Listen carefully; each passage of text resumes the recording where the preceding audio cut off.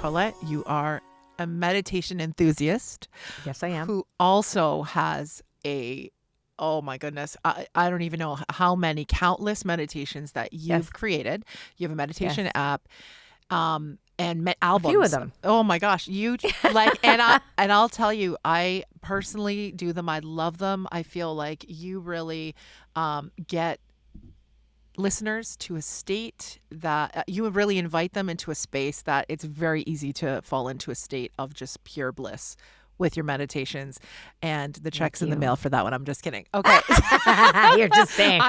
Seriously, I love them so much, just FYI. But on a side note, for anybody who's listening, who wants to get started in meditation, because I know even through the last couple of years, people have wanted to also become meditation enthusiasts and have discovered different things that meditation can offer you. Awesome. I will talk about this now. I would love to hear from, And also Julie Fink is in the house, for those of you who are wondering. I love meditation. I can't wait to dig in with Colette, the passionate, clear channel for meditation. Meditator. Let me tell you. Greater meditator. A greater meditator. Let me tell you what, it was not like that in the beginning. And I create meditations for people who can't meditate. Seriously. I have to tell you, I had the craziest meditation stories. So when I first got clean and sober, they suggested that we do these relaxation things, which then they told us was meditation after. I could handle relaxation while I was in the treatment center. And then afterwards, like, that's meditating. I'm like, really? So I went to all these different meditation places in Toronto, because that's where I got clean and sober. I went to this Tibetan temple where I learned different meditation techniques there. I went to a Zen temple, but I could not sit still, so the guy hit me with a stick. I'll never ever forget that. He hit me with a stick, like, because when you fidget, they like whack you. Oh yeah. So I was so upset. I was so mad. Anyway, but I couldn't sit still. It wasn't their fault. Like, I literally was bothering everybody in the thing. I was kept moving and moving. And I realized that I couldn't sit still and I couldn't make my mind stop. And I have to tell you, I had such a hard time meditating. I could not I tried counting sheep one time. So I would go, okay, maybe if I meditated on sheep, you know how people say count sheep? So I would count the sheep and then the whole flock would jump over, okay? Like, all at once. Like, I would see the flock. I'm like, I can't even control my mind with the sheep already. So I finally met somebody. Her name was Yvonne, and she took me through my very first guided meditation. And I'm telling you, it was like my body melted into a puddle and I could do it. I was like, oh my God, I can do this. I can do this. And from then on, I became obsessed with creative visualization. So I got the Shakti Gawain little cassette tapes, her pink bubble technique, and all these things, because I could listen to a story. Even though my mind would wander, I still had an incredible effect and impact. So my favorite type of meditation is guided meditations, where there's a voice and we can lead somebody through an experience.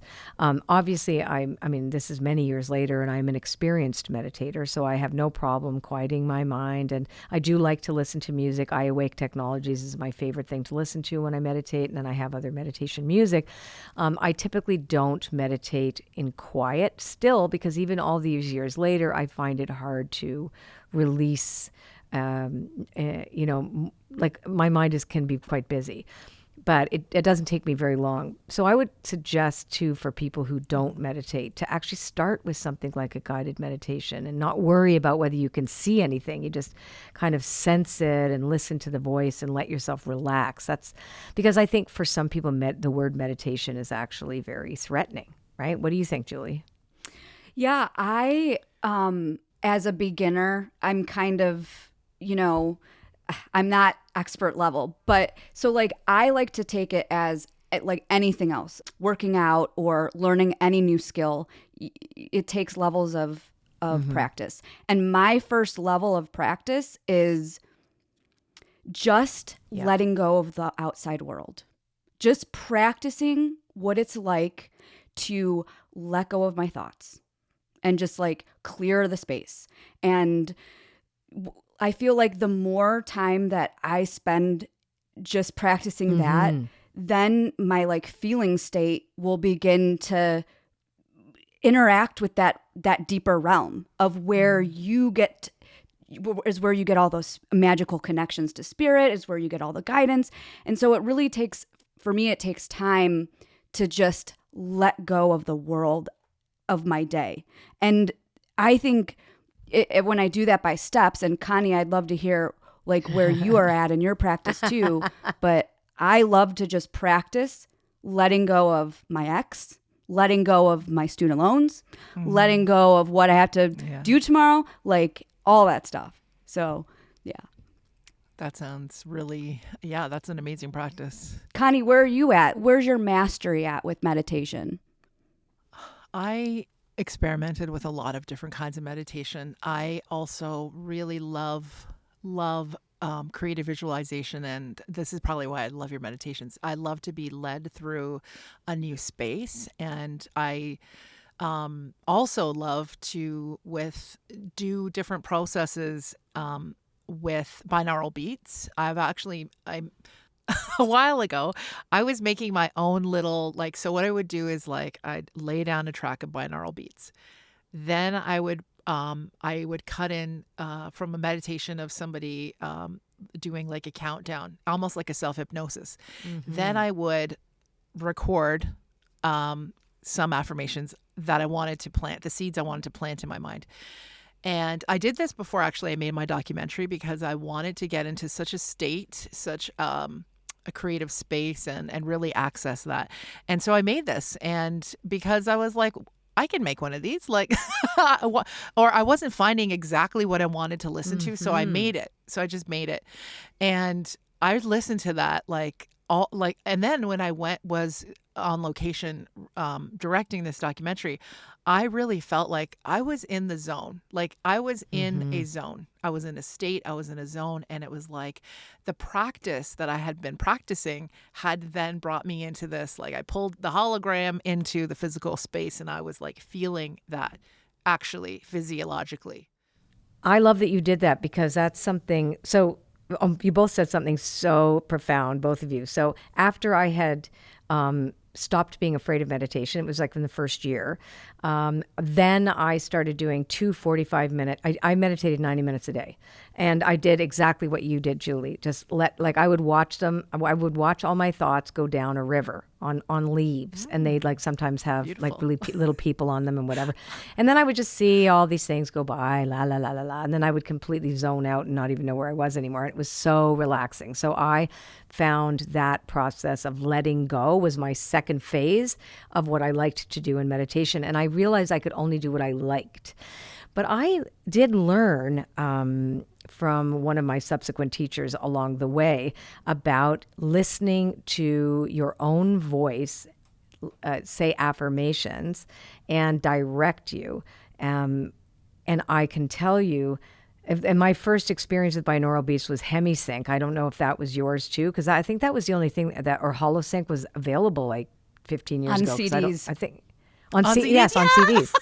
Right? I was gonna say yes. I also got into it like that. And I would do the same thing originally, when they were cassettes, because there was something else in cassettes. I'm much older than you guys. So I'd have one cassette going in one cassette player, and then my Walkman over there I would record my voice over top of the music. Wow. So I would do that. And same with you, like exactly what you talked about talking about affirmations. For me, it was always centered around gratitude and miracles. I was so in the miracle mindset way back then. And I love talking about this because now it's making me want to go back there again, or why? I mean, add it to my practice today. So I do think there's something really profound in both the letting go process that you discussed, and creating your own tape or your own recording with your own voice on it, repeating to you the things that you want to become your truth, that you're claiming to become your truth, because eventually you start to believe it's your truth. Yeah, and remembering, it was like really even just remembering the truth. My affirmations were like, I'm connected to all, like I'm part of the universal mind. Like it was like, I am connected. Like, so it's like, God, let your will be done through me is what it basically was. Thy will be done through me. Yeah. Right? Through all of these little I'm not going to say little, but through all of these statements. And then, but one other thing I just want to mention, when I was introduced to mantra meditation, in like 2000 and I don't know, 10, 11.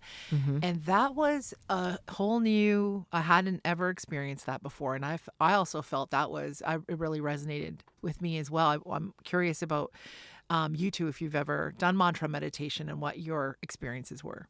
I can add to that. So I have, and it was a very interesting thing because where I went with that was Deva Premal.